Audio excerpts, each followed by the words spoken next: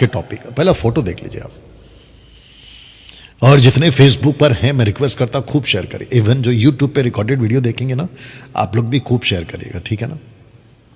यीशु ने साफ कहा था ठोकरें लगेंगी। मैं आपको स्क्रिप्चर पढ़ा देता हूं, लूका 17:1 लिखा है, हो नहीं सकता कि ठोकरें ना लगे। मतलब ये तो पक्की बात है कि ठोकर लगेगी, परंतु हाय उस मनुष्य पर जिसके कारण वे आती हैं। फिर मत्ती 18:7 एक अलग एंगल में यही वाले लाइन को, ठोकरों के कारण संसार पर आए। ठोकरों का लगना अवश्य है। ऊपर लिखता है कि ठोकरें तो लगेगी, फिर नीचे लिखता है कि ठोकर तो पक्का है, फिर लिखता है कि हाय उस मनुष्य पर जिसके कारण आती है, और जिस मनुष्य के कारण वो आती है संसार पर हाय। तो इसका मतलब यह हुआ कि लिखा है उस मनुष्य पर। कौन है ये मनुष्य? ऐसे आदमी के साथ आपकी युद्ध है। अब समझे आप, ऐसे आदमी के साथ आपका बैटल है। मेरा तो पक्का बैटल है ऐसे आदमी के साथ। तो दोस्तों, मैंने इसलिए कहा था यह एक युद्ध मैदान है। क्या इसको आप जानते हैं? जानते हो, मैं एक और वचन पढ़वा देता हूं। जानते हो पौलुस ने क्या कहा? कि ये कि फिर यह कि नया चेला ना हो, क्योंकि बात हो रही थी लीडर्स बनाने की। कहता है कि जिसको भी तुम लीडर बनाओगे, डिकन है, बिशप है, मतलब मिनिस्ट्री करने वाले, ऐसा ना हो कि अभिमानी या अभिमान करके, शब्द को ठीक से पढ़ना, मैंने हाईलाइट किया, शैतान का सा दंड पाए। बताइए, इसका मतलब यह हुआ कि अगर ऐसा व्यक्ति जो भटक चुका है शिक्षा के मामले में, ठोकरों का कारण है, इसलिए मैंने रखा था कि यीशु ने बिल्कुल साफ कहा कि ठोकरें लगेगी। ऐसा व्यक्ति जो दूसरों के लिए ठोकर का कारण है, पौलुस उसको क्या कहता है? वो व्यक्ति शैतान का सा दंड पाएगा। शैतान का सा। ताज्जुब है नहीं? वाह! इसका मतलब यह हुआ कि हमको ये आदमी को पहचानना है और इससे हमारी लड़ाई है। तो मैं इसको रखकर यह भी बता दूं कि कहीं यह आदमी ठोकर का कारण आपका खुद का पास्टर तो नहीं बन गया है, आपके लिए ठोकर का कारण। जिस प्रीचर को आप सुनते थे ना कि मेरा फेवरेट प्रीचर है, मेरा ऑनलाइन प्रीचर है, मेरा तो इंटरनेशनल फेवरेट प्रीचर है, मैं तो इसके अलावा किसी को नहीं सुनता, एक बार जांच लो इसके पहले कि बहुत देर हो जाए। कहीं ये आदमी वही तो नहीं है जो ठोकर का कारण है, जिसको पौलुस कहता है शैतान का सा दंड पाएगा। शैतान का सा दंड मतलब आप समझते हैं?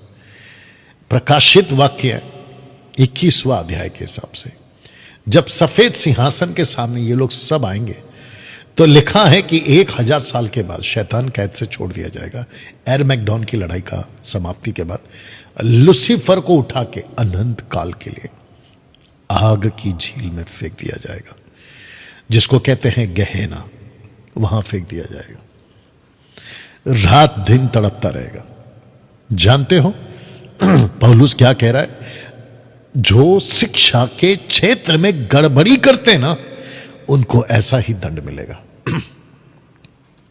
जो टीचिंग को बिगाड़ते हैं ना, उनको ये दंड मिलेगा। तो मैं आपको कह रहा था, कहीं आपका ऑनलाइन प्रीचर, पास्टर, जिसको तुम बहुत सुनते हो, कहीं वो तुम्हारा ठोकर का कारण तो नहीं है। इसलिए लिखा है कि कौन है ये मनुष्य जिसको कहा है कि ठोकर का कारण। एक बार जरा चेक कर लो, कहीं अनंत काल के लिए जैसा लुसीफर डाल दिया जाएगा, वो सेवक चला जाए। मैं आपको सबका नाम लेना मेरे लिए उचित भी नहीं है, इसलिए मैं नहीं लेता हूं। वक्त वक्त पर जो जिसका ऑपरेशन करना है और पोस्टमार्टम करना है, मैं उसका नाम जरूर लेता हूं, ठीक है ना? आप लोग इस बात को जानते हैं। मार्केट में जैसे गलत चीजें आती है ना, तो लोग एक्सपोज करते हैं कि देखो ये गलत है, ये गलत है, ये गलत है। पुलिस पकड़ती है कि कहां से आ रहा है, लेकिन जो न्यूज वाले होते हैं ना, वो बताते ये गलत है, ये गलत है, ये गलत है, सब डुप्लीकेट आ रहा है, ये बता देते वो लोग। वैसे ही मैं कर रहा हूं।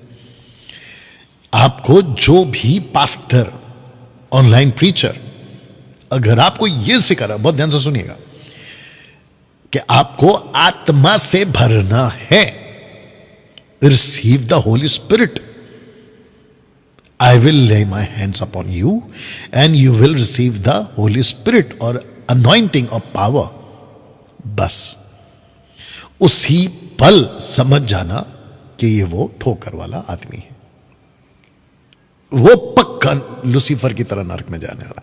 जिसके चलते मैंने ये पोस्टर रखा हूं कि देख लीजिए, सेवकों का एक बहुत बड़ा झुंड नरक जाने वाला है, बहुत बड़ा झुंड।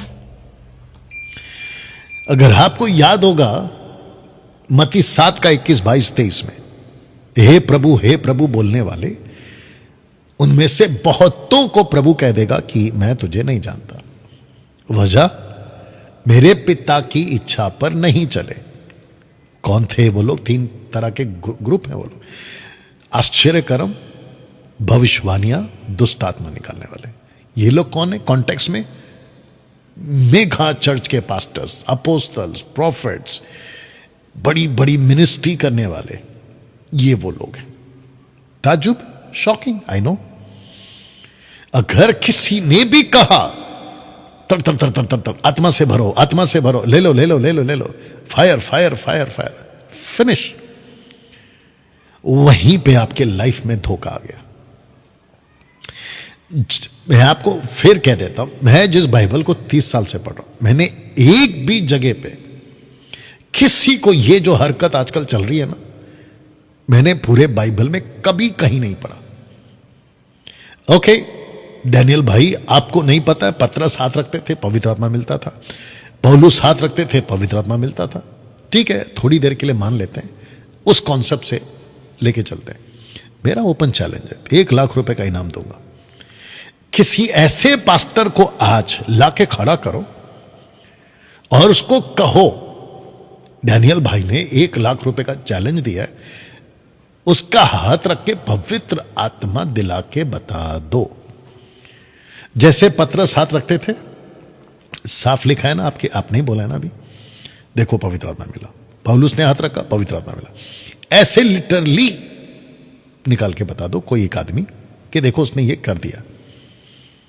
एक दूसरा, फिर उसको ये भी पूछना होगा वचन क्या कहता है कि जिस दिन हम अपना जीवन प्रभु को देते हैं, इफिसियों 1:13, इफिसियों 4:30, इफिशियंस 1:13, इफिशियंस 4:30, क्या लिखा है? The seal of the Holi spirit, पवित्र आत्मा की मोहर, छाप आप पे लग जाती है जब आप अपना जीवन प्रभु को देते हैं। पौलुस ने क्या कहा? क्या तुम नहीं जानते कि परमेश्वर, तुम्हारा जो शरीर है वो परमेश्वर का मंदिर है?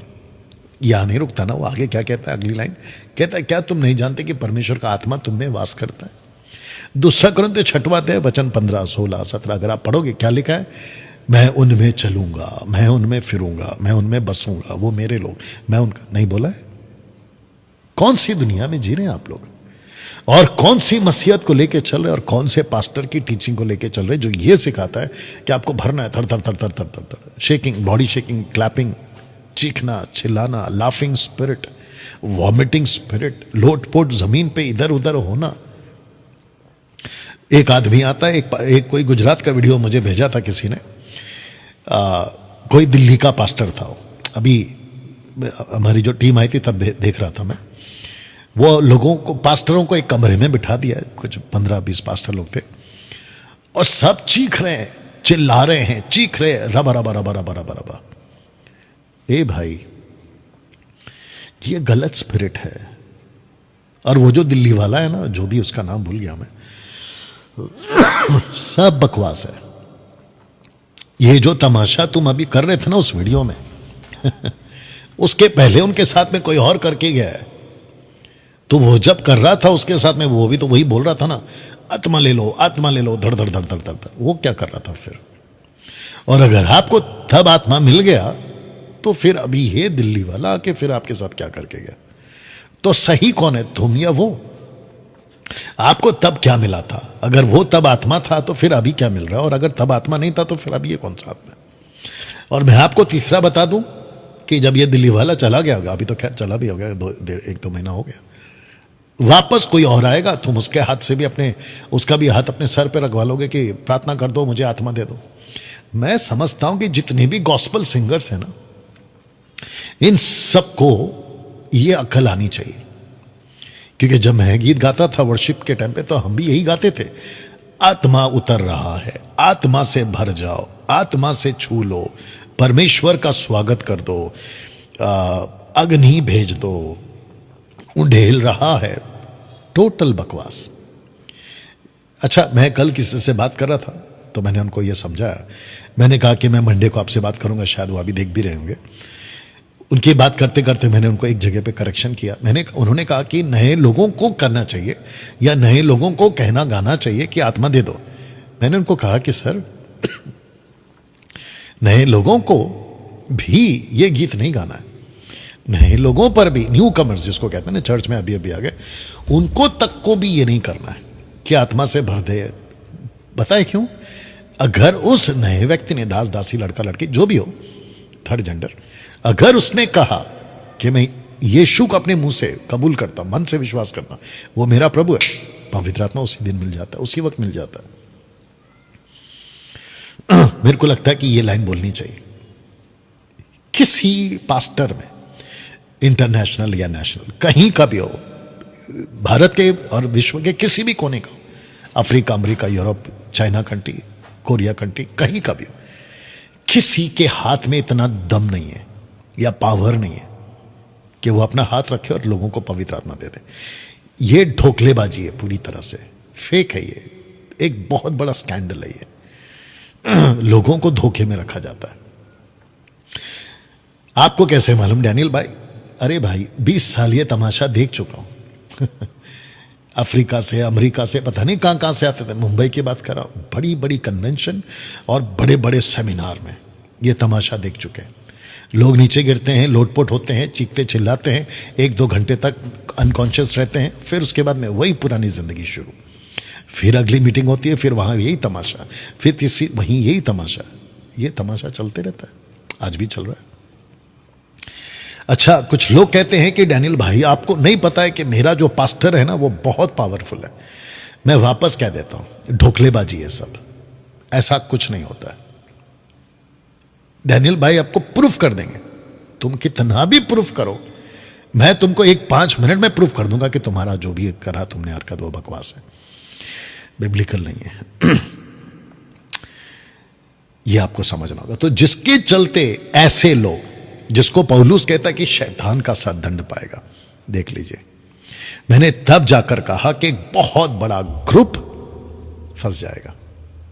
और देखिए, इसको ऐसा भी बोल सकता हूं मैं, एक्सक्यूज मी, इसको ऐसा भी बोल सकता हूं मैं, हम तो डूबेंगे सनम, तुमको भी ले डूबेंगे।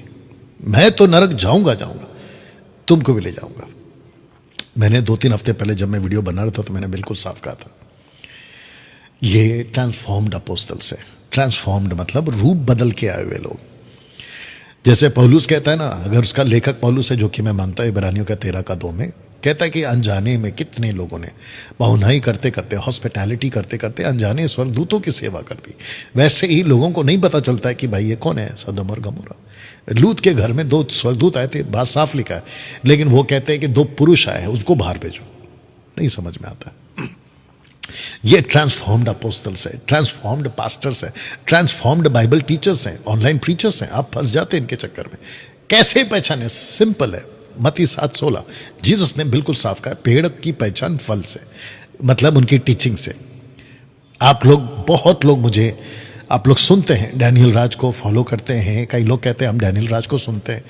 एक ही वजह है, मेरा फल उन्होंने चेक किया है, तब जाके उन्होंने बोला कि ओके, यू अंडरस्टैंड ना। दोस्तों, ये जो पोस्टर है ना, मैं इसकी एडिट करके अलग से डालूंगा, बट मैं आपको वापस ये रख कर कह देना चाहता हूं, बी केयरफुल।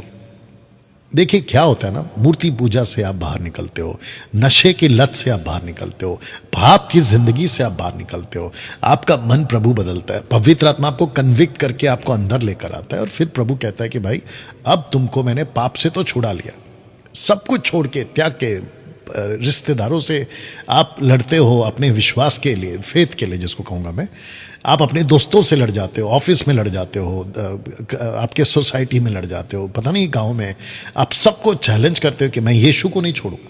इतना सब कुछ करके आखिर में किसी गलत आदमी के चलते, इसलिए मैं ये पीछे फिर वापस जा रहा हूं क्योंकि जीसस ने बिल्कुल साफ कहा था कि ठोकरों का लगना जरूरी है, ठोकर लगेगी, साफ कहा था।